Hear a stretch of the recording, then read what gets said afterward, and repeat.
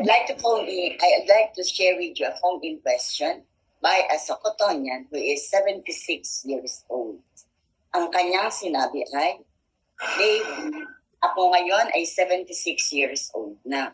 Ako at taga-subaybay ni Dr. Willie Ong. Kilala po ba niya si Dr. Willie Ong?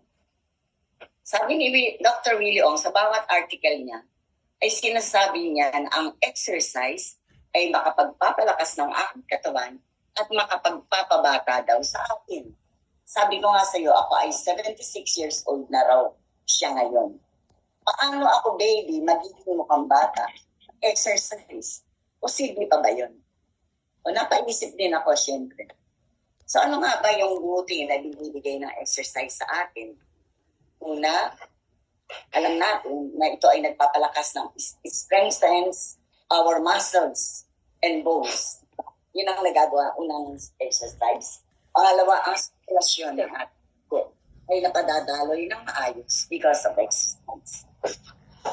Ang nasabi ko sa inyo na one of the most common mistakes of us, especially women, we focus on our faces. Dito tayo nakafocus sa pag-akala natin ng ating pagmumukhang bata ay nandito sa ating mukha. Hindi po. Ang ayaw mag-as look younger, ay kasama po ang ating buong katawan. Hindi po sapat na makinis ang ating kutis, hindi po sapat na makinis ang ating mukha, nabawasan ng ating mga wrinkles sa pamamagitan ng pipino, ng mga inilalagay nating mga creams, wala pong epekto. Ang ating pong pagiging mukhang bata ay nakikita sa ating katawan. Unang-una ay ang good posture.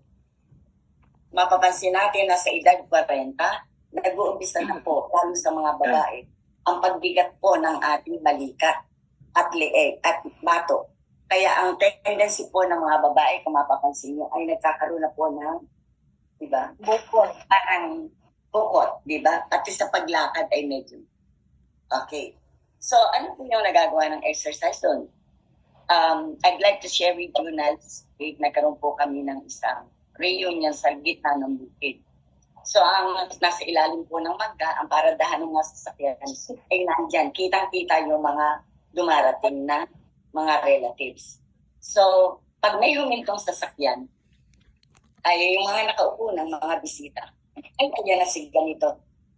Pagbaba pa lang sa sasakyan, may maririnig ka na. Naku, matanda na talaga. Kasi hirap lang bumaba sa sasakyan. Kinahatak na nung kasama, inaalala, hindi makababa sa sasakyan ng nag-iisa kung nakakotse.